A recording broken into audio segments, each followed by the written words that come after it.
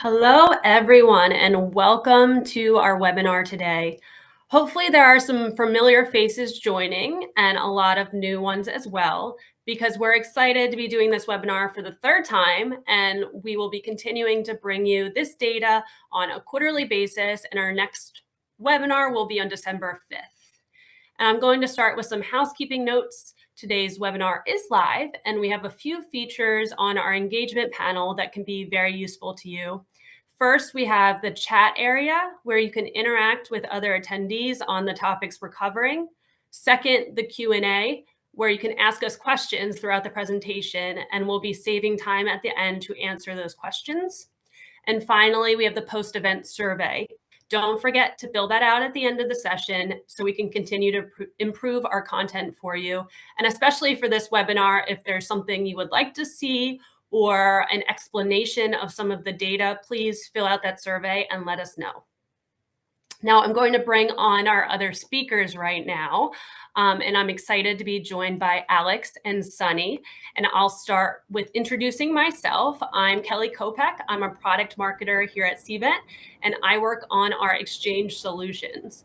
And those solutions help connect planners to suppliers to make events really great. So for example, we have our Cvent Supplier Network, which we'll talk about a bit today, and that's our venue sourcing solution connecting planners to suppliers. I will kick it over to Alex to introduce himself. Hi guys, I'm Alex Palladio, the Director of Product Marketing for the Hospitality Cloud. I actually started at Cvent in 2008 and helped launch the Cvent Supplier Network, and it's really amazing to see how far we've come. I'm super excited to share some of that data with you today. And Sunny, would you mind introducing yourself? Yes, absolutely. My name is Sunny Payal. I'm Associate Vice President of Analytics at Cvent. It's good to join this webinar with two of my favorite marketers at Cvent. I'm the only analyst on the call, so if you have data-related questions, I'll try and answer most of them during the course of this presentation. Back to you, Kelly. Please kick us off. Thanks, Sunny. You're our favorite analytics guy, so thank you for that. All right, let's kick it off. And I'm going to set the context for today's session. Cvent kind of sits in this unique position in the events ecosystem. As many of you know, we offer solutions that empower planners and marketers to run events of all shapes and sizes. And we have hundreds of thousands of cloud event organizers that source venues from hoteliers and destinations around the world. So in turn, these hotels use our hospitality cloud to collaborate with planners on RFPs and more. So because we power this entire events ecosystem, we have a ton of interesting data that we'll be able to showcase to you today. And you can refer to our data and use these as benchmarks and trends to measure and improve your event programs. And Cvent offers a full end-to-end platform for planning, promoting, day of, and post-event success. So no matter the format of your event, whether it's in-person, virtual, hybrid, or a webinar, or maybe you're doing all of those formats, we have a solution for you. And I'm not going to read all of the solutions on the wheel, but if you need support in any of these areas, we can most definitely help, so let us know. And we like to introduce the data with kind of setting the stage with the current state of the industry. So I'm going to showcase the 10 2023 trends that we identified earlier in the year, and then read out the most recent Pulse survey results. So the first trend that we identified for 2023 was the race for space. With the number of in-person events almost fully back to those pre-pandemic levels, space is definitely at a premium. If you're looking for space, the key is to source early and to think more broadly about the types of venues and markets where you want to host your event. The second trend is more connected event programs.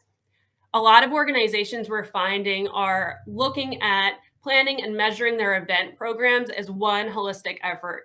So events are not siloed or thought of individually. One event is connected to the next. This mentality allows organizations to create a total event program and measure performance and ROI as one cohesive whole. The third trend, in-person events are embracing digital elements. With virtual events, we saw that events could easily be digitized, and anything digital could be tracked, captured, and measured very easily. So the digital engagement gave marketers and planners more insight into all of the attendee actions. We've seen that in-person events have taken on this mentality and also embraced digital elements. The fourth trend is one that is a little obvious right now. We have an intense focus on cost control. Inflation is still a concern. Costs are rising. Things like F&B are forcing organizations to kind of rationalize their event spend and look a little more closely at budgets. This is a reason why events, and this is another reason why events are connected, because rising costs mean each event needs to reinforce the next one. And then the last trend on this slide, more strategic use of event data. When costs rise, it impacts ROI. But if event data is captured, compiled, used, and measured correctly, event ROI can increase, and event program impact can be measured. Strong ROI can help prove the need to run more events, even in a higher cost world where budgets are tight. Next, we have internal events are stepping into the spotlight. With remote workforces still prominent, internal events, whether virtual or in person, are certainly increasing. Technology consolidation across the whole event landscape, the move from those point solutions to platform is increasing. Consolidated tech stacks drive efficiency and scale. Events are designed with ESG in mind.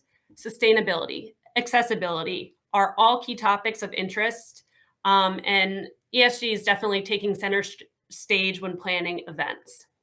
The ninth trend is the need to rebuild partner and supplier relationships. Alex will talk a little bit about that. We've all seen or felt the staff shortages across the industry that happens. We have new people entering the events industry, and relationships either need to be reinforced or rebuilt as we all stabilize. And the last trend is the use of AI across processes. AI can certainly enhance the way planners and marketers work and drive efficiencies across several areas of all of the event planning process. And at Cvent, we're certainly prioritizing the use of AI across our platform. And finally, I wanted to cover the latest Pulse survey results. We did this survey in August. We partner with North Star Media Group, and we do the survey about every other month. And most recently, we found that 33% of planners were actively booking new events. And on that topic of event budgets as well, we saw nearly half expected event budgets to increase next year, looking ahead to 2024. And most are thinking they'll increase by over 10%. 42% of planners are booking events less than a year out, and 28% are booking 1 to 2 years out. And we'll get more into this and some of those booking window patterns and how they vary by event size. 37% of planners surveyed expect to add new staff to their team next year, which is a very promising sign. And finally, as I identified as a trend in the last slide, we asked planners about their use of AI, and 44% have used it in some capacity when planning events.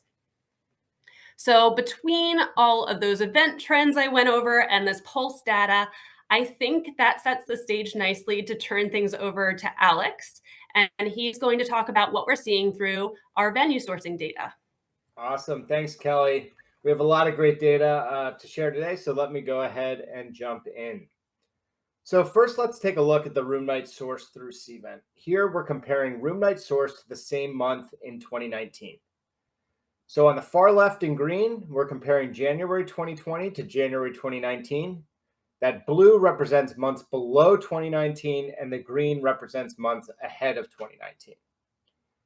So it wasn't until August of 2022, nearly 2.5 years from the pandemic, that we consistently saw growth in those room nights sourced.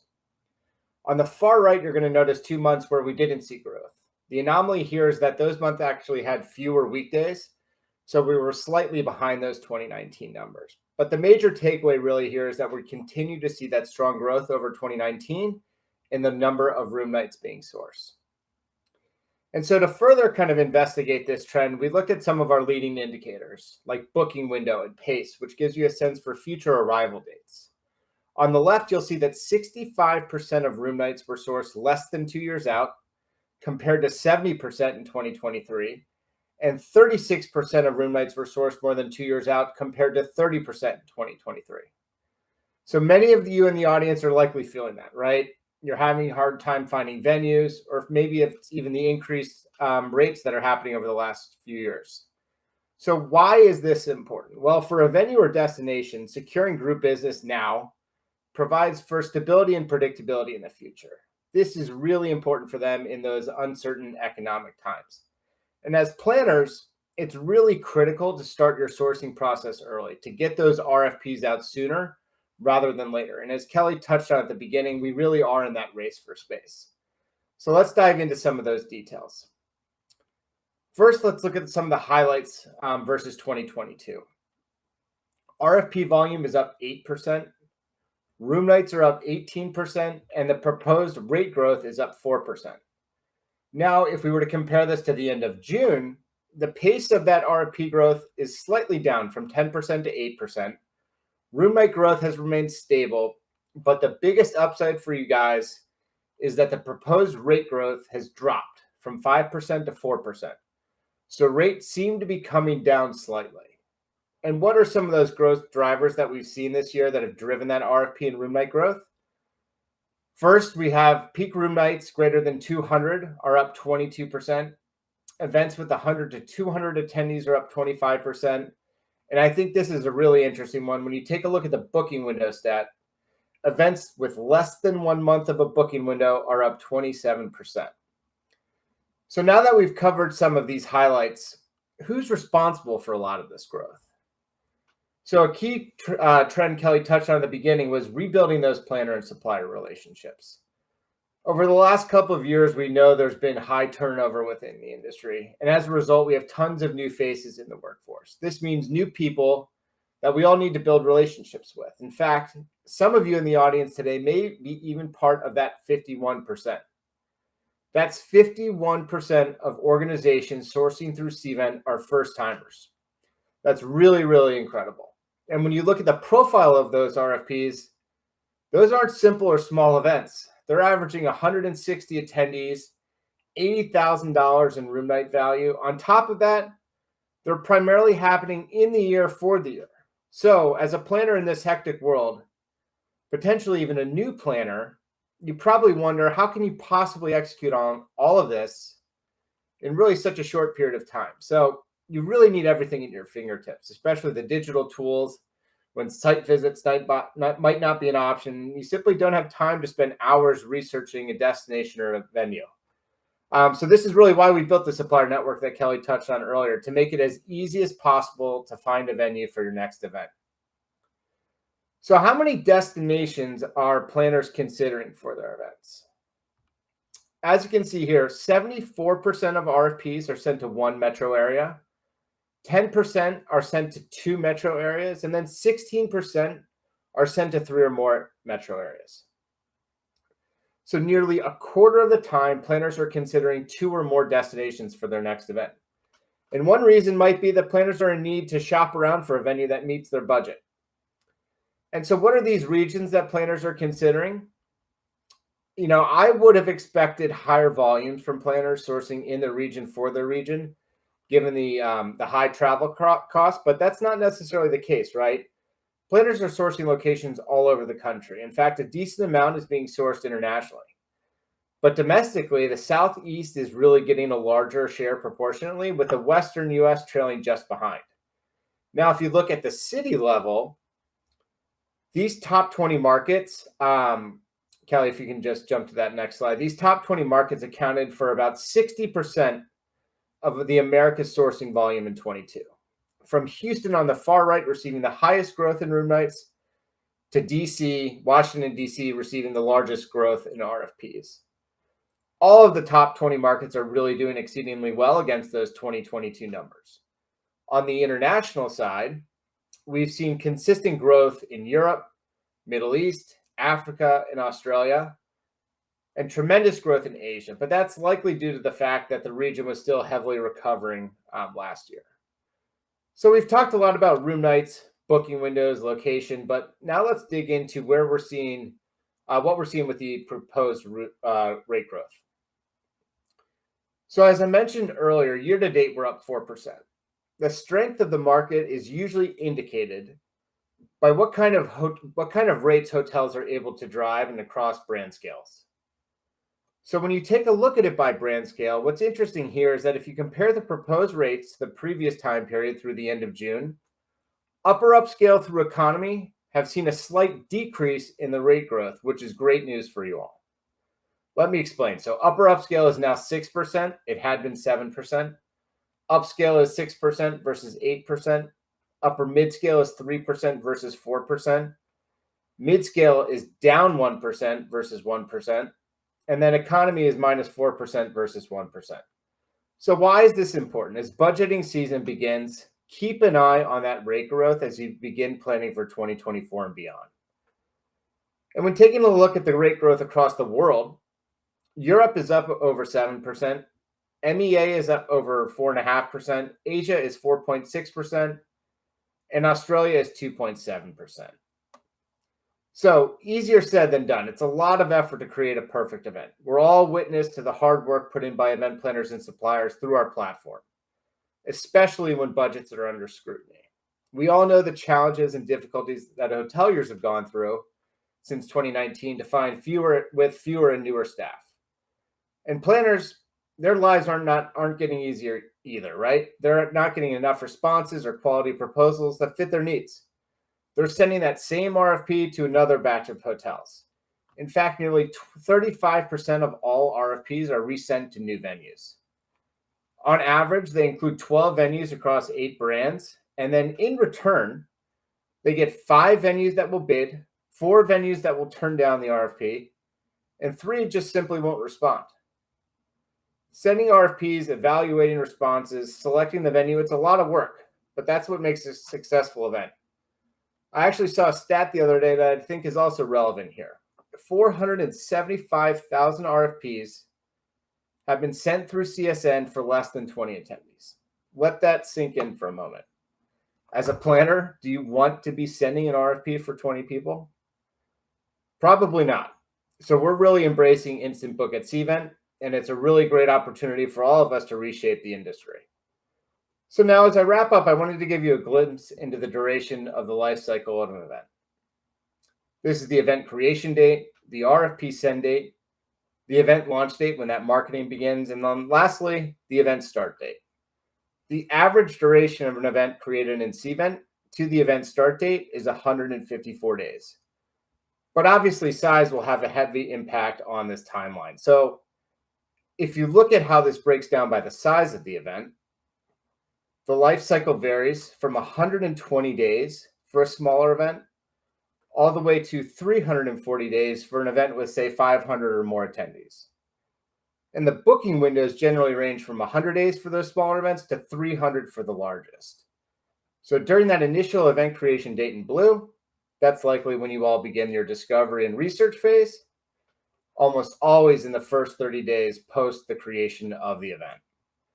Now let me kick it over to Sunny, who will cover the insights on our event program mix. All right, thank you so much, Alex. So the slides that you presented really set the stage for what I'm going to unpack for our audiences today. We will dive into some of the deeper trends and insights related to event programs. We will look at some of the things that we've looked at in previous webinars, but we also have some new sections that we have added for today's webinar. So let's start with the first slide. Like Alex talked about how RFP and room night volume has recovered since 2019 levels. We looked at the same thing for event programs as well. We calculated how are we trending both for events against 2019 index as well as registration against 2019 index for every single month since pandemic. And what we have found is something that I think we have reportedly consistently in the previous 2 webinars as well, is that we have still not recovered to the same volume of events as we had back in 2019. But if you look at the number of registrations, we have already recovered and gone past 2019 levels for quite some time, specifically since the beginning of 2021. Now, that indicates 2 things. One, is the fact that events are becoming slightly larger. A lot of that is contributed by virtual and hybrid events, because you are now able to invite a lot more people to your events. That previously was not the case, especially when we were predominantly in person as a program. Now, in addition to that, what we've also found is the fact that event programs are actually events on an average are becoming larger compared to 2019, but their size is actually reducing compared to 2022. So, Kelly, if you turn over to the next slide, we also have this breakup for major industries as well. Like I just said, average event is 22% larger in terms of number of registrations compared to 2019. It's actually 6% smaller for number of registrations compared to last year. So what's happening between this is a big convergence of first virtual emerging as a big component against 2019, but the virtual component is also slowing down a little bit compared to last year. So we are getting closer to much closer to a normal state of actual in-person events, but these in-person events are much larger compared to what they were back in 2019. Now, that trend is consistently happening across all the major industry segments that you see here, from associations all the way to government. And again, something that we've also reported in the previous webinars. Now, as an extension of this trend, we also looked at whether the programs themselves are becoming larger or not. And we looked at some of the same trend, same store accounts, meaning accounts that actually were doing events on our platform in 22 as well as 23. So we're not including some of the new accounts that have started event programs this year, because we want to make sure that it is apples to apples. Now, happy to report that more than 50% of all event programs that were running their programs on our platform last year as well as this year are doing more events than they did in 2022 year to date. Now, a lot of the programs are also having same size programs compared to last year. So, but I think all in all, more than 60% of programs are doing either more events or same number of events. Now, let me just come to the favorite slide in my entire segment. It actually represents so many things for our industry, in last 2.5, 3 years. First and foremost, it shows that where we were pre-pandemic, which was predominantly an in-person world, where all of our events, most of our events, in most of the situations were in person. All sizes were still in person. Now, virtual entered the space in the beginning of or middle of 2020, and then hybrid entered the space somewhere around 2021. And since then, it has been this convergence of virtual, hybrid, and in-person. We call it triple threat, but it's no longer a threat. I think a lot of people are embracing all three formats to really make sure that they have a successful and high ROI program. But coming back to what it represents for our industry, I think three things. First, it shows our resilience and agility when we had to pivot from entirely in-person to in-person plus virtual. We saw that happening. But then we also see in-person coming back again, which also represents the fact that the future is still in-person. And that's the core entity around which all the programs or most of the programs are created. But I think it's nice little combination that we have, at this point where all three formats are really going to make your programs very, very diverse and inclusive compared to what we had back in 2019. We then sort of looked at all of these programs in terms of diversification of event formats across the board. What we found is again very interesting and encouraging. More than 85% of our event programs contain in-person event. Now they also do other formats, but 85% definitely do in-person events. 45% of all event programs on our platform, they are already leveraging virtual and hybrid event formats. Now, so the best-in-class programs, the top 10% of the programs that we have on our platform, they are leveraging all three formats consistently across the board.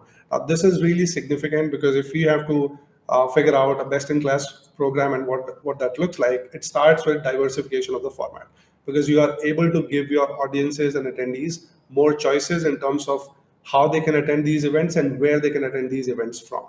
And this is happening despite tighter budgets, some of the other external factors like inflation. So I think a lot of things have changed, and formats is where I think you have a lot of flexibility and freedom to run a successful event program using the best technology that's available today. We also looked at format diversification across various industry segments, and a few things stood out. Number one, in-person events are still the mainstay and majority of event programs even today. Healthcare, education, and financial services, along with government, are the programs that are most diversified when you look at year-to-date 2023 numbers. Nonprofit, healthcare, education, they also demonstrate the highest adoption of virtual and hybrid format. When it comes to, let's say, industries like manufacturing, third-party, financial, these continue to remain majorly in-person driven programs. So all in all, I think it's really looking quite healthy and a good mix of different formats across the board. Let's move forward and talk about some of the additional insights and numbers we have related to scheduling of the event, what days are more popular, what formats are more popular for certain events. So let's start with the most popular days. So across format as well as different event durations, we have found out that Tuesday is the most popular event start day, definitely for virtual events as well as for any format that's for 3 day or 3 day or longer events. Now, when it comes to so Mondays is the most popular event start date for any format that's for 3 days and longer events. Hybrid and in-person events, they shift their start of the day from end of the week to beginning of the week depending on the duration. So longer the duration, it tends to be beginning of the week. Smaller the duration, it towards the end of the week. Now, one thing that's also interesting here is that if you look at 3 day or longer events, they generally start right after the weekend or they end before the weekend kicks in. So I mean, planners are definitely thinking about their scheduling for these events and giving their attendees more options. If somebody has to sort of combine their personal and business trip for these events, they could very well do that in most of the cases as we report here. Now weekends are also finding their space or finding their existence in virtual events, which is something that's quite interesting. We have talked about this blended event programs for the past two webinars as well. Even over here, that 20%, every fifth virtual event is containing one of the weekend days. So what that means is planners are getting even more flexible for virtual events as well. They are providing, I think, ample flexibility for a lot of their events by scheduling them just around the weekend or even covering some of the days on the weekend. We specifically looked at single day events because we believe these are certain event type that has gone through the maximum transformation since pandemic. And we have noticed that for in-person and hybrid events, there is a significantly higher percentage of those two formats being single day. But when you switch to virtual events, these numbers go even higher. 72% of all virtual events are single day events, whereas it's only 50% of the events that are single day for in-person and hybrid. So I think more and more virtual events are getting converted to single day, and when in-person and hybrid events are happening, these are typically much higher proportion of those are multi-day. So it's truly an in-person event in that sense. One of the major KPIs that we also have for as a meeting planner that you guys chase all the time is to how do you track your attendance for various events that you are conducting across multiple formats. Now, timing plays a key role. When do you open your event? When do you launch your event? How many days outside of, let's say, event start date you have to launch your event so that you get to hit your registration or attendance target for that event? This slide really shares a few things that you can incorporate in your planning as you go forward. So it is obvious if you look at in-person and hybrid formats, majority of the registrations are happening 4 weeks out. So much so that more than 50% of the registrations happen at least 4 weeks out or 4 weeks prior to event start date. Whereas when you switch to virtual event, you notice that 80% of all registrations happened around in the last 4 weeks. And even in the last 7 days, you get about 33% of the registrations for virtual events. So when attendees have to decide whether they have to attend an in-person event, there's much more that they have to consider on their side. Whereas if it's a virtual event, there are a lot of last-minute requests that are also reflected in this slide. Now, I think we've talked about various things. We've talked about certain things at industry level. We have looked at scheduling. We have looked at promotion aspect of or promotion and planning aspect of your events. Let's also talk about virtual, because last thing we want to do is to ignore virtual events and think that it is in person only, and we don't have to really pay a lot of attention to virtual. So virtual is still there in a big way. It still exists in at least 50% of the programs on our platform, and this does provide that flexible the flexibility and freedom that your attendees are looking for. So we looked at what are the type of events which are still popular for virtual, and I don't think it comes as any surprise to anybody here. Webinars and meetings are the most popular event types for virtual events, and then conferences and trade shows are definitely not that high, but it's good to know that even conferences and trade shows are being run in the virtual format now, which was hard to imagine, let's say, 3 years ago from now. So all in all, virtual exists in all event categories, and I think it does add a little bit of flexibility and dynamism to your event programs. We then sort of went ahead and looked at what should be the ideal duration of your virtual session, because it's important for you to drive engagement and attendance for your virtual events. And what we found is that 66% of the sessions are between 31 minutes to 120 minutes. That seems like the sweet spot for the duration of a particular virtual session. And if you look at anything above 2 hours, that only represents 14%. So there are virtual sessions that are longer than 2 hours as well, but I think for the most part, it stays between 31 to 120 minutes.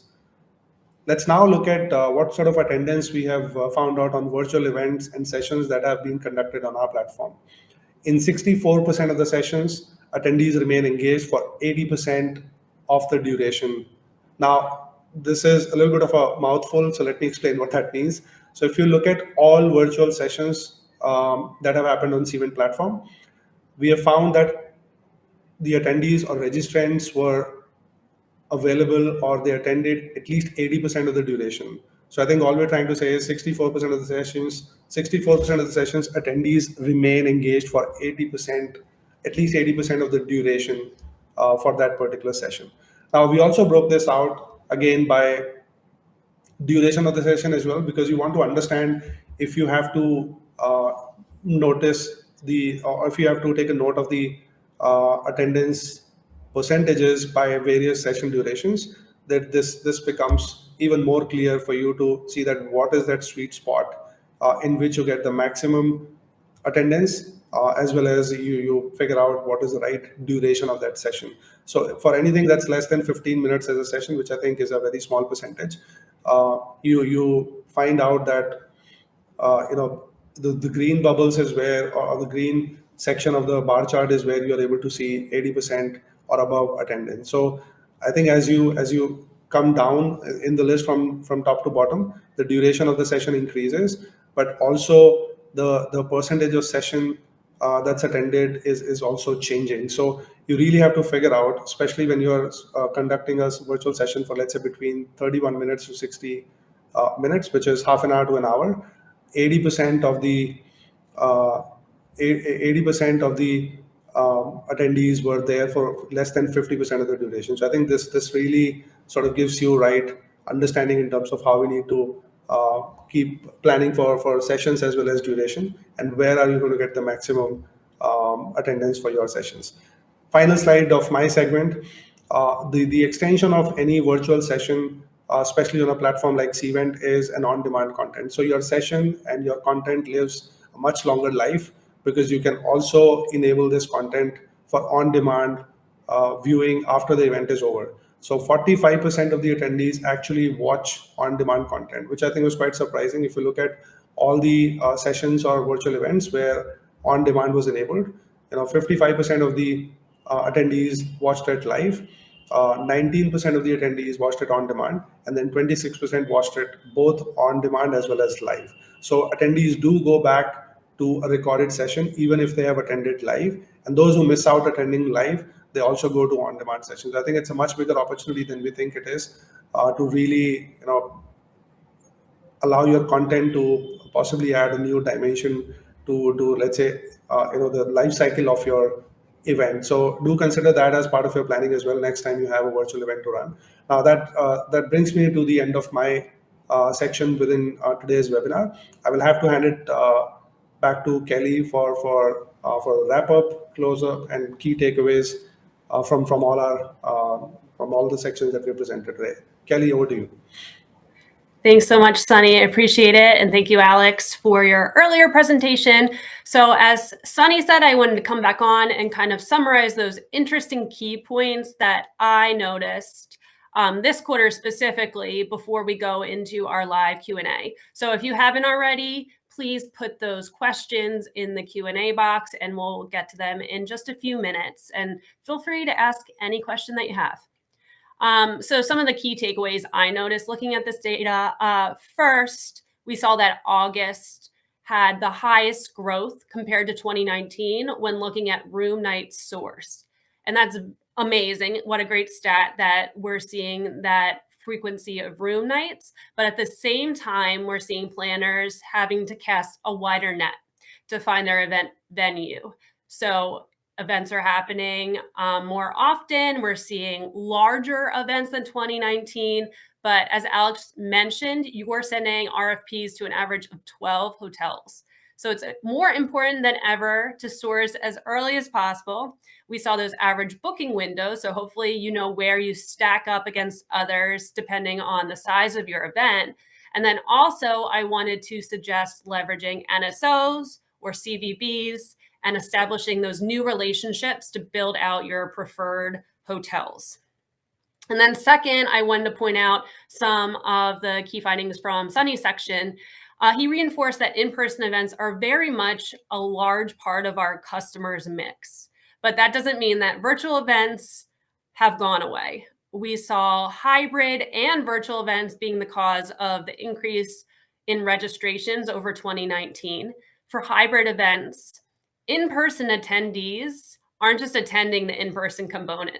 They're interacting virtually as well. So ultimately leveraging the virtual component of in-person events and doing virtual events on top of your in-person event program can help you extend your reach significantly. So those are kind of my key takeaways and the thoughts from all of the data that we shared. And with that, I'm going to wrap up today's presentation. I hope you enjoyed our analysis and I hope you learned something new. Let's get into the live Q&A.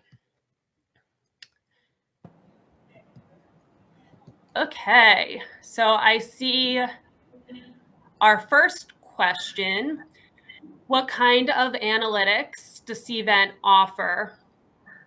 And if you're okay with this, Christian, I'm going to combine kind of that question with your second question that came in on in-person events. What data can we get from the interactions from pre, during, and post analysis?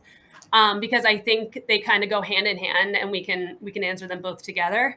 Cvent has so many data points that we can offer our customers throughout the event lifecycle. As you mentioned, pre, during, and post. Pre specifically, we have a lot of event marketing reports where you can access things like email opens, clicks, registrations, and cancellations. And then once the attendees are on site, we have RFID tracking, we have session scanning, we have appointments, and we have information on the sessions they attended. And then post-event, just as you're seeing in this webinar, we have surveys that you can really ask any questions that you want on the session or the event level to get information from your attendees on what they enjoyed, get open-ended feedback, and be able to improve your event for next year.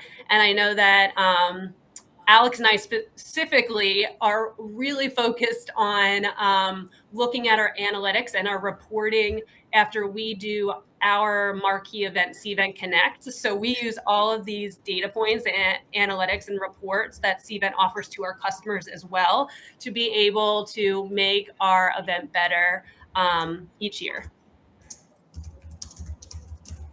I don't know if anyone else has anything to add to either of those questions. Yeah, so I think I can add something there. So we do have a lot of analytics. We do some custom bespoke work for our clients as well. So if you're interested in getting some deep dive into, let's say, your event program compared to your industry peers, that's one offering that we have. And obviously, as an extension of this webinar, we plan to bring new insights to the next one every single time. So if you want to post something on chat or Q&A, we should be able to add those insights and information in the next webinar if that's of interest. But yeah, I mean, I think it's just basically if you can think through what you need, we should be able to have an answer for you from our data through the platform. Yeah, just one additional comment. I think there's two ways of looking at it too. It's the benchmarking data, which we can certainly share out in webinars like this, and then it's your customer data. What do you need to make sure that you can run the most successful event program? So we obviously can help on both sides there. At Cvent, we really live and breathe by that data for our own internal events like Cvent Connect, all the way down to webinars, you name it, right? So we have a wealth of that data that we really leverage to make sure that we get the most out of our investments in the events that we run. Great. I'll move on to the next question. Will Cvent be offering a similar program to this one that focuses on international events? I am going to let Sunny answer that one because I think you're closest to some of the regional programs that we've been offering in terms of the benchmarking data. Yeah, so we do plan to, I think there has been a lot of demand for us to do this in Europe and APAC. We are still trying to figure out what might be the right structure. Maybe I think beginning of next year is when we could start to do this on a calendar. But if you are a global company where you have your events running out of, let's say, Europe and APAC, we should be able to give you some additional things as a follow-up if that's what you're referring to. But yes, I think more structured webinars would be starting beginning of next year, I think. And then just one selfish plug, we have Cvent Connect Europe coming up. So if you're in Europe, we do have our in-person event coming up in the beginning of November, as well as we have our Cvent Accelerate events, which take place in person throughout Asia. Yeah, and if there are any specific data points that are of interest to you, Laura, let us know in the survey. We might be able to incorporate them into this webinar for the next quarter. Okay, moving on to the next question. How are you measuring if an attendee is engaged 80% of the time for a virtual meeting? And I'm going to pose that one to Sunny as well, who is a master at this data. Yeah, so I think we are calling it as attendance, not necessarily engagement, because you could be attending a webinar. So this 80% number that we just talked about in one of the slides, it only indicates that you were present in that virtual session for 80% of the duration. So if the session is, let's say, 100 minutes long, you were there for 80 minutes. You might have joined 5 minutes late, and you could have left 15 minutes early, but the total duration of your attendance was 80 minutes out of 100. So that makes you qualified for above 80% threshold. That's how we calculate it. Now, in those 80 minutes, you could be having a lot of conversations. You could be posting things on, let's say, Q&A or general chat. That makes you more engaging. But I think 80% is just the attendance, not the engagement. Thank you. Moving on to the next question. What trend are you most excited about? I will ask Alex that question. I have to say that I think what excites me most is all of the new people in the industry and the ability for us to make their lives easier when it comes to sourcing and planning events. I think we've come a long way with the Cvent Supplier Network, for instance, just to make that process a heck of a lot easier than it had been in years past. And now we have tons of digital tools that can really make their lives easier, whether it's event diagramming, whether it's photorealistic 3D, just being able to do a lot of that digitally as opposed to having to ask your boss to go on a site visit, which obviously leads to costs, right? And when budgets are under, tight scrutiny, we need to turn to digital tools. And I think that's something that excites me is the ability to give more power to the planners so that we can make their lives easier.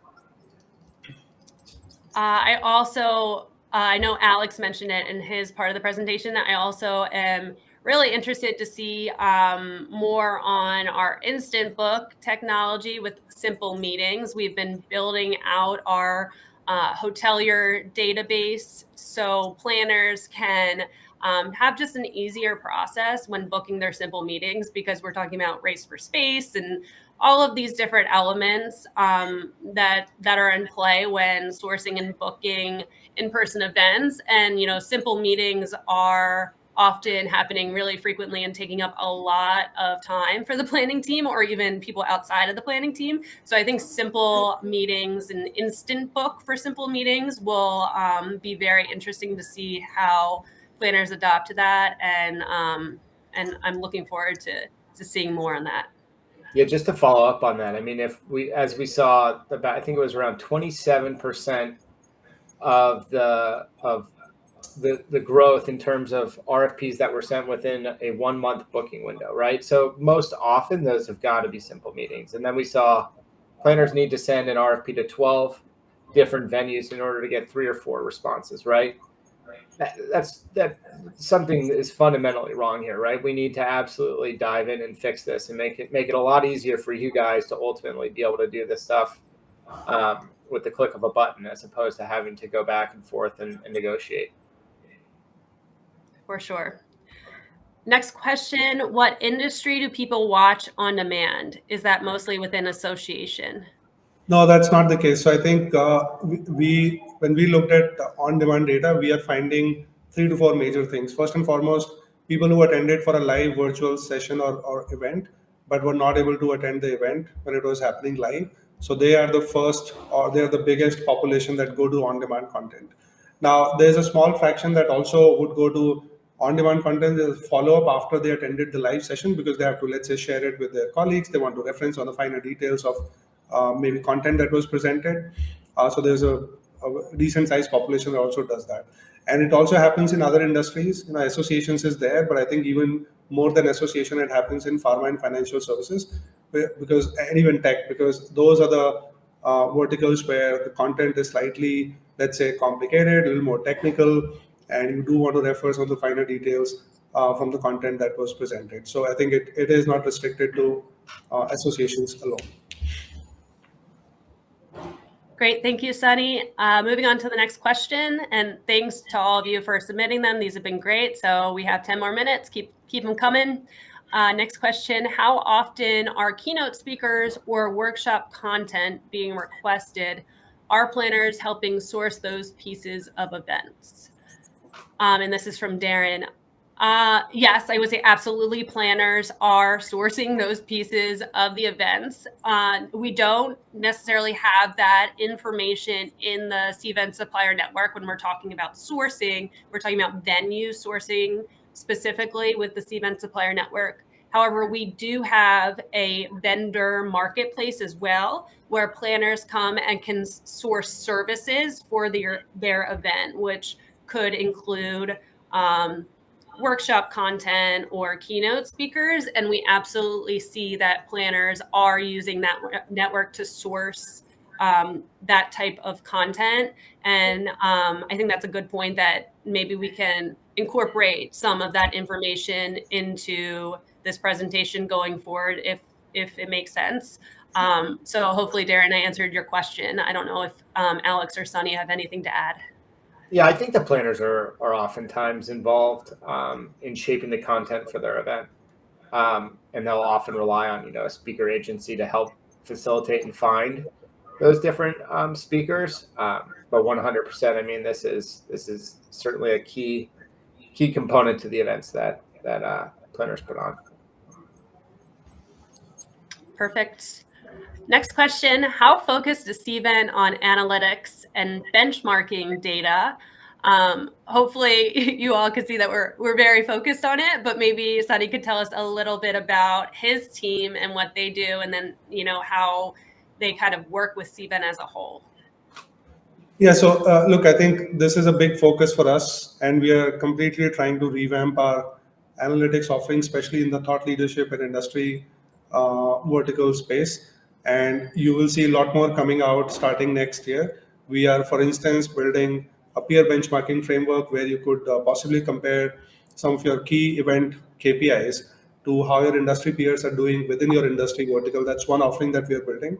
We are also creating a digital version of the webinar that we presented today, so that you could come to these bi-monthly webinars, but at the same time, if you have needs in between, we should be able to put something out on our marketing website or other digital asset where you could interact with this on your own with simple filters and have how numbers are varying from one place to the other. So that, I think, is a second big offering we're working on. Plus, a lot of work is also being invested in product reporting, where we are completely almost revamping how you analyze and assess your event programs in a single view. We have heard that it's possibly a little bit of a challenge right now, where you have a lot of data, a lot of reports, but not key takeaways. So we have data, but we don't have necessarily so what associated to each one of those reports. I think those are the three areas which will possibly go hand in hand. But yeah, it's a big focus for us. We definitely want to be a leader in analytics and benchmarking space as well. We realize we are not quite there yet. Great, thank you, Sunny. How does the meeting data presented change by geographic area and season? So I think I can jump. I'll start, and then Sunny, I'm sure, can fill in more. But we kind of just scratch the surface with some of the international data, and frankly, it can be a little bit difficult when we're comparing it to North America. That's where obviously the bulk of the volume of data coming through Cvent is from. But we are seeing trends across the board, right? We are seeing that the proposed room nights are up year over year. We are seeing that the number of room nights being sourced is up year over year. The number of RFPs is up year over year. But I do think we can dig more specifically into those regions and have more specific information there.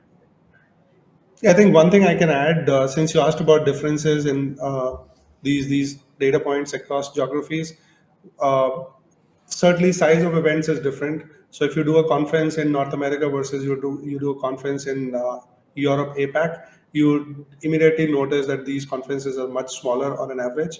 There are some big conferences out there in APAC and Europe as well, but I think by and large that proportion is much smaller. The other thing that we've also noticed is that the use of technology is slightly different. Planners in North America are using more technology per event versus, let's say, their counterparts internationally. So I think those are the two major things, and you could have various components that could change in different areas, but those two are, I think, are the major ones I want to call out. I think I'm going to go to Laura's question and kind of plays off what we're talking about. What proportion of sourcing through Cvent happens in North America versus Asia versus Europe? Sunny, do you have that one off the top of your head? Yeah. So look, it is predominantly North America, but I think where something like Cvent Supply Network comes into the play is, and there was one of the slides that we presented in the last webinar, we are having business sent from North America planners to more than 100 countries internationally, and even vice versa. North America is also receiving business from close to about 70 countries in APAC and Europe. So in that sense, I think it's quite connected. But when you compare just the sheer numbers, I just talked about size of the event. We do not have a lot of large groups traveling to those destinations yet, if we just look at it in comparison to North America. So definitely it is possibly 60-40 split on our platform, depending on how you want to look at it. But I think, yeah, it is North America heavy for sure. And it is, I think, on most of the platforms. Great, thank you. And I'm seeing this as the last question. So we have 3 minutes. If any other questions come in, we'll try to get to them. Joe, he says, thank you for this. You're welcome. I am new to the industry. Are you seeing any trends in the total number of unique venues, hotels in Cvent? I'm curious about the total number of international hotels with more than 700 rooms. Does Cvent have a way to filter or see this? Yes, we absolutely have a way to filter all of the hotels and venues on the Cvent supplier network. Alex, do you want to get into that a Yeah, little bit? I was just going to say, so as I saw that question come in, I literally just went on to the Cvent Supplier Network, which is a free tool. You have the ability to filter by region. We have 881 hotels that have over 700 rooms internationally. So that takes out the US. So it is a very, very easy tool to use. And then on the unique venues, that's something that we're looking to add more and more unique venues to the Cvent Supplier Network. We do see volume picking up there, frankly, regardless of, not necessarily for your typical corporate event, but we are seeing the need to add more unique venues to the Cvent Supplier Network database. And I just put the URL to the Cvent Supplier Network in the chat, cvent.com/venues. Super easy to get to. And like Alex said, anyone can start using it right now. You can play around and check it out, even if you don't have an event to source. And then certainly use it the next time you're sourcing an event venue. And you have a lot of really great tools in there. So I think that was our last question. I don't see any more coming in, and we're 1 minute until the top of the hour, so that's great. We took the entire time and we had a lot of really great questions. Thank you again to Alex and Sunny for joining us for this quarter, and to all of you, if you like this data, again, we're doing it in December, so feel free to register for that event and see how the data has changed and any new trends that are emerging in our industry. Thank you again. And don't forget to take the survey. Don't forget to take the survey. Let us know what you thought. And some additional webinars that are upcoming this quarter that you can register for.